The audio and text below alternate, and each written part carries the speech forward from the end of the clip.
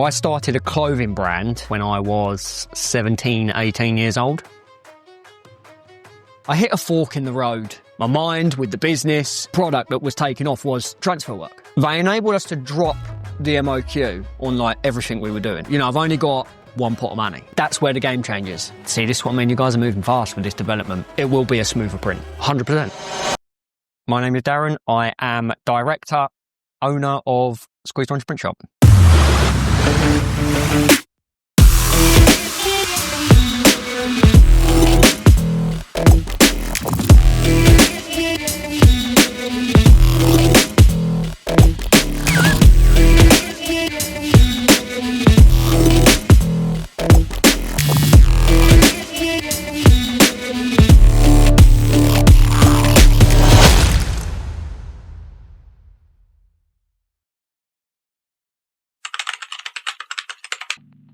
So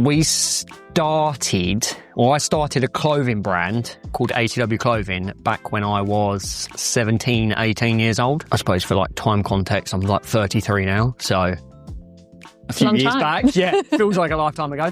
So yeah, started my own clothing brand. Chinese heat press, Chinese vinyl cutter, some vinyl, and yeah, started pressing through the loom shirts, pulling the labels out, doing all of that. And then over the years, it just progressed into screen printing and embroidery, and yeah, just sort of a very, very slow process of like machine at a time, branching out and taking on orders from other customers. It was a very natural thing of, oh, we could do this for other people, and that's what we've done. So fast forward to where we're currently sat now, There's a lot more machinery in here now than there was when you first started. There's a few more. Yeah, there's a few more. Every year it just changes. I start the year and I end it in a completely different place. Let's talk about products for a little bit. You used to have a very big screen print press in here, didn't you?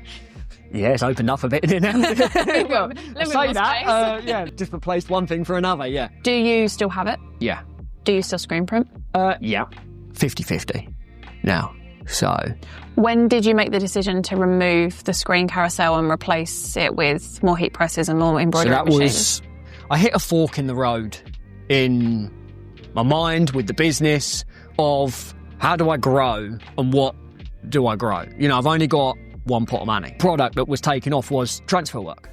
So now we do a lot of transfers. They enabled us to drop the MOQ on like everything we were doing. We turned away a lot of work with screen, and I'm sure other screen print shops may do this. You know, you turn away a lot of work as a screen printer, a manual screen printer, where your client or your potential customer is emailing you with some really nice artwork, but it's 14 colour. And it's like, I want 12 shirts, we're a new brand. For years we were turning these away. Now we can just be like, there's this option. How can I stop turning away this business, which was nearly every other email coming in, because it's few and far between that someone's going to order 50 plus shirts. And we started testing the transfer stuff, and then it was like, okay, yeah, we can do this. That's also come a long way. We can do some really, really good stuff with it. I'd have to say the prints, you know, I know there's always a big debate about traditional screen printers that are like, transfer, you know, it's this, but look, if you can make it work, you can converse with the customer, you can say, look, we can do X, Y, Z, we can print your artwork as is, make it look really nice. It's a great addition to the shop. So in your opinion, as a professional screen printer and a professional heat printer, would you say that there's much difference in quality between original screen print and screen print transfers? That's where the game changes. See, this is what I mean. You guys are moving fast with this development, because it's really hard to tell the difference. You know, you can do a real nice plastisol transfer, like a white plastisol transfer print. The transfer will 99% of the time look better. It will be a smoother print, 100%. What do we use the most?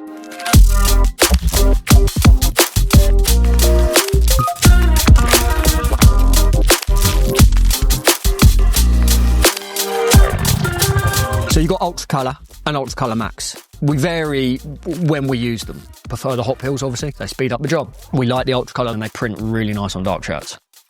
Actually, coming back to your other point, we've put photos on Instagram. And I mean, there's even public comments on some of them, but we also get DMs like, is this screen print or transfer? And it's like other shops. Tell the difference. So there you go. So if there's any shop out there going, yeah, you can tell the difference. Yeah, you might be able to in person, but actually on that photo, like, there's evidence there that they don't know how we're printing this. They're going like, is that screen print? Because they know it's screen print, but then is it so it looks the same. Do you think that transfers meet your and your customers' expectations of that quality? Yes, they do. But what I will say is to anyone out there that's like buying transfers is a bit like the blank garment, the transfer does make the difference.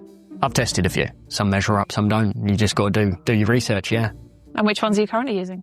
Well, yours. If a customer comes to you and says they've got a job of 1,000 hoodies for you, 1,000-piece order. Yeah. How do you go about managing that? How do you handle it? So key, number one, is payment first. His invoice goes and we get some payment. We don't do anything without payment. Mock-ups. Get them, sign them off, order the stock and arrange getting that. And if it's 1,000 pieces probably coming on a pallet, so we'll have a pallet turn up. And then what we're doing on the job, let's say we're doing a transfer job. So then obviously we order the transfers, get them the next day, straight to work.